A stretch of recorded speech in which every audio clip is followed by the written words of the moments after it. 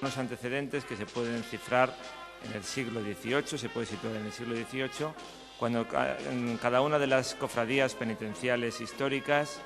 Veracruz, Pasión, Angustias, Piedad y Jesús Nazareno, tenían su propia procesión de regla, sus propios itinerarios, sus propios pasos, por supuesto, con unos pleitos que se desarrollaban por mantener esos horarios, esos itinerarios, ya un poco atenuados en el siglo XVIII. Los reformistas, los ilustrados, podríamos decir en algunos casos, pero sobre todo los reformistas, y especialmente el Tribunal de la Chancillería, que intervenía en la vida de las cofradías mucho más que el propio obispo de Valladolid, lo que intentaron a lo largo del siglo XVIII es acabar con esas 5 procesiones y crear una única procesión de Viernes Santo. Naturalmente, las cofradías, que en el germen de su existencia y de su esencia tienen el de la autonomía con respecto a todas las autoridades, pues se negaron a este plan, que incluso llegó hasta las reuniones del ayuntamiento en torno a 1806-1807. Tuvo que venir todo por la fuerza ocupante. A partir de 1808, 1808-1809 no hubo procesiones, pero en 1810 sí que hubo procesiones, entre otras cosas porque Kellerman y algunos de sus colaboracionistas, muy bien insertados en las cofradías, José Timoteo de Monasterio era el comisario de policía, era miembro de las 5 penitenciales y en aquellos momentos alcalde moderno de las Angustias, el alcalde mayor era el conde de Troncoso, sabía muy bien que el régimen francés se tenía que consolidar entre los vallisoletanos con algunas medidas populares. Se tenía que permitir los espectáculos teatrales, se tenía que permitir también la prostitución y se tenía que permitir una procesión general siguiendo lo que José Timoteo de Monasterio y otros reformistas querían, una procesión única. No podían volver a restablecer las cinco procesiones tradicionales, sino que crearon para aquel Viernes Santo 20 de abril de 1810, crearon una procesión única. Fueron las 5 cofradías existentes en Valladolid con 8 pasos. No tenían recursos humanos para llevar más pasos. Algunas cofradías, como la Veracruz, sacaron 3 pasos, las Angustias 2. El único que no entró en la iglesia de las Angustias aquel Viernes Santo fue el descendimiento por no caber. Y a las 6 de la tarde estaba previsto el comienzo de la procesión, pero 2 horas antes todos los pasos se encontraban en las Angustias y la ciudad estaba llena. Esa procesión general se mantiene en los años 1811 y 1812 para, a partir de entonces, de 1813, empezar a turnarse en el tiempo con las procesiones tradicionales de regla y la procesión general. Y en algunas ocasiones, como en 1837, se planificaron procesiones generales que hubiesen sido de gran éxito, pero una de las invitadas que siempre ha tenido esta procesión general en su historia ha sido la lluvia. Y la lluvia impidió, por ejemplo, ese proyecto de procesión general de 1837. Y se efectuaron otras en 1848 y a finales del siglo XIX ya se encontraba perfectamente consolidada. Será en Semana Santa, el siglo XIX se prolonga hasta la llegada del arzobispo Remigio Gandásegui en 1920 a Valladolid. A partir de entonces, Remigio Gandásegui considera que es necesario que el buque insignia de su restauración de la Semana Santa sea la procesión general del Viernes Santo. En esta ocasión eran las 5 penitenciales, más muchos colectivos diocesanos y religiosos que se fueron uniendo para alumbrar los pasos que se reconstruyeron y que se encontraban en el museo. Por vez primera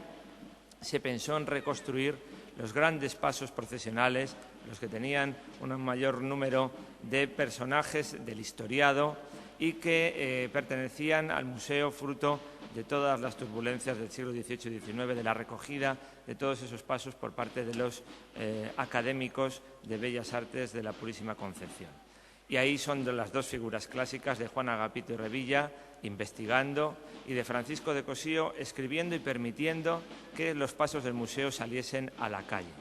Todo se encontraba preparado para el año 1922 y de nuevo la lluvia volvió a aparecer y hubo que desplazarlo hasta el año 1923 con 18, creo que fueron los pasos que configuraron la procesión general, la primera del arzobispo Gandásegui, que fue aumentando poco a poco a medida que se reconstruían nuevos pasos, que tuvo un paréntesis en los años de la República, salvo en el año 1935, pero que después, ya con la guerra y con la posguerra, esa procesión general sabía muy bien que la tenían que mimar, que tenían que ir aumentando, no porque se fuesen a construir al principio, se fuesen a planificar nuevos pasos procesionales, sino porque de nueva factura, quiero decir, sino porque se empezaron a buscar otras tallas, algunas no procesionales, pero que su incorporación es plena, como ocurrió con la Cofradía de las Siete Palabras, que fueron poco a poco reconstruyendo cada una de esas 7 últimas escenas de la vida de Cristo en la cruz. La procesión general de esos años 40 es también un reflejo de la sociedad de su tiempo, de una sociedad de posguerra, de una sociedad politizada, por supuesto, por los distintos grupos que habían ganado la guerra, y también es una procesión que se completará unas horas después con la procesión de la soledad. No he querido yo abandonar la presencia de esta procesión, que era únicamente para mujeres. Las crónicas son en ese sentido muy anecdóticas cuando advierten que a las mujeres que se reúnen en torno a la Virgen de las Angustias, estoy pensando en el año 41, 42, 43, no se acercasen en el itinerario los hombres para no distraerlas. Era la separación tradicional de sexos dentro y fuera de la Iglesia. Un Viernes Santo que también se va a ir tiñendo de 7 palabras, completando con el gran pregón y sermón de las 7 palabras, obra de los años 43 y 44, y cómo esos pasos de las 7 palabras también van a incrementar sucesivamente la procesión general del Viernes Santo, hasta que en el año 1958 la inclusión sea de un paso de nueva factura. No se había realizado un paso, una escena tan completa, pues desde el siglo XVII, como es el caso de la Sagrada Cena de Juan Guraya Urrutia, que salió inicialmente en la procesión del Jueves Santo, pero que en el Viernes Santo de aquel año 58 tuvo una repercusión destacadísima. Después, las actas de la Junta de Cofradías que hemos podido consultar para este libro nos indican cuáles eran los problemas, cuáles eran los proyectos, cuáles eran las iniciativas, la propaganda que había que realizar de esa procesión del Viernes Santo, las exposiciones que se realizaban igualmente, y nos vamos a encontrar con una serie de polémicas que se mantendrán en el tiempo. Por ejemplo, una polémica muy destacada es si los pasos tenían que esperar hasta el final a la Virgen de las Angustias para cantar la Salve Popular, y esa polémica se ha mantenido a lo largo del tiempo. O si precisamente el espacio que ocupaba la procesión general del Viernes Santo era el espacio, lo sabemos que así ocurría históricamente, de la procesión de regla de las Angustias, y quién tenía que encabezar la procesión general. Algunos de estos detalles que hoy nos pueden provocar incluso risa, pero que entonces fueron los grandes temas de la procesión general.